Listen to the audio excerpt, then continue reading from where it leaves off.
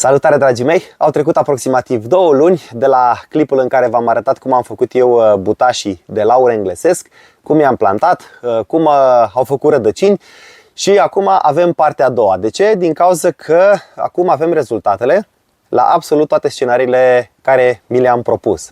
Și anume, după cum bine știți, în primă instanță am făcut această înmulțire a laurului englezesc în două feluri. Am luat butașii, o parte i-am pus în turbă cu perlit, aici, i-am lăsat în solar. Aceștia sunt lăsați în solar la temperaturi de minus 8 grade, n-a fost nicio problemă.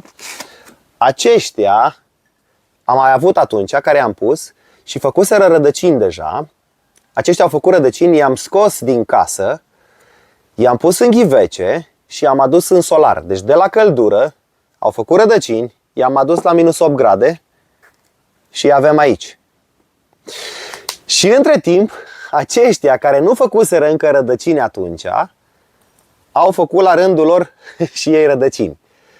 Și acum, haideți să vedem exact ce se întâmplă și aici, și aici, și aici. Bun? Haideți să vin mai aproape.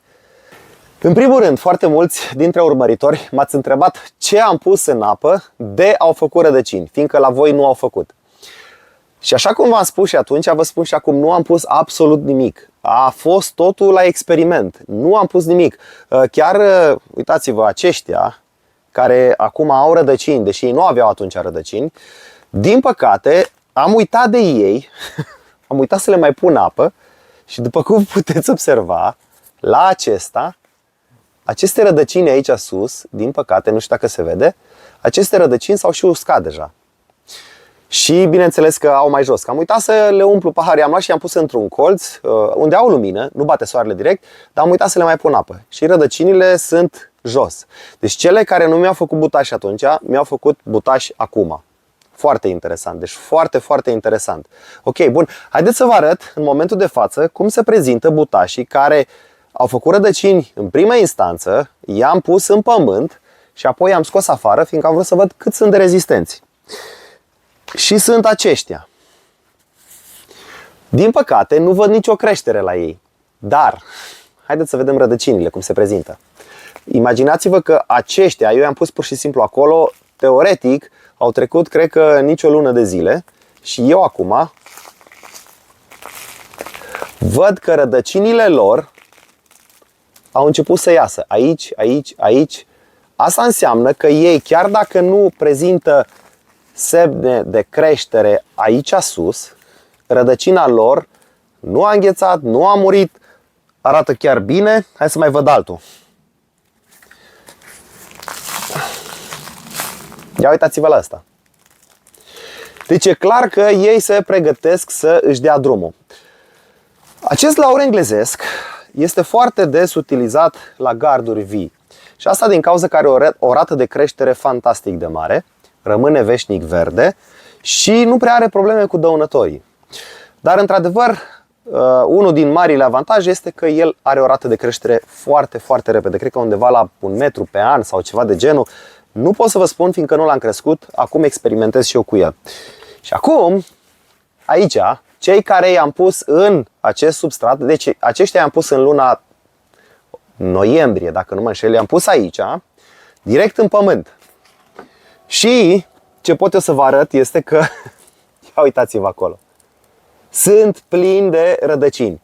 Și aș vrea să scot unul, sper să reușesc, și să vă arăt cum se prezintă rădăcinile lor. Și îl iau la întâmplare pe oricare și sper să nu îi nenorocesc, dar oricum era un experiment din care și eu caut să învăț. Ai, s-a rupt ceva acolo. Ia uitați-vă aici. Din cauza faptului că știu sigur că nu-i deranjează prea tare faptul că umblu la rădăcinile lor, din cauza că pe ăștia deja i-am așa cu rădăcinile nude. Ia uitați-vă aici. Fantastic. Orică am prins eu un soi de laur englezesc pe stradă, că erau crengile aruncate pe stradă și pur și simplu le-am luat, ori că am nimerit eu unul de la cineva care e un soi bun, ori nu știu, fiindcă foarte mulți dintre voi mi-ați scris că nu au făcut rădăcini, că nu au crescut. Nu știu exact soiul, vă dați seama, din cauza că l-am găsit pe stradă, dar în experimentul acesta al meu, în momentul de față îmi arată că acest laur pe care l-am eu cel puțin se mulțește foarte ușor, nu că ușor, foarte ușor, și urmează să-l plantez, să fac și eu o porțiune în care să văd dacă reușesc să-l fac ori gard viu, ori dacă nu îl voi planta într-un ghiveș mai mare, solitar, și să văd exact cum se dezvoltă. Am văzut laur englezesc plantat solitar, făcut ca și pomișor, arată extraordinar. Deci în momentul de față, și este ultimul clip probabil care îl mai fac cu înmulțitul laurului englezesc, în momentul de față, la mine, înmulțirea acestui laur englezesc mi-a depășit așteptările. Am reușit să-l înmulțesc și în pământ, am reușit să-l înmulțesc și în apă, am reușit și după ce l-am înmulțit în apă să-l pun în pământ și să-l scot în solar la temperaturi de minus 8 grade și să reziste și să arate bine.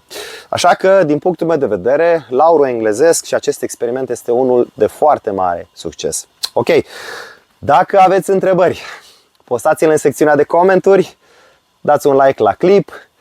Eu acum ce voi face? Voi lua și aceste crenguțe, le voi pune în ghivece separate, le voi scoate și pe acestea din această cutiuță și le voi pune în ghivece separate și aștept să văd ce se întâmplă mai departe. În momentul în care vor crește, eu o să fac un nou clip să vă arăt cum se comportă, ok? Vă mulțumesc frumos că v-ați uitat și la acest clip. Până data viitoare, să rămâneți sănătoși și să ne vedem cu bine! Ceau, ceau!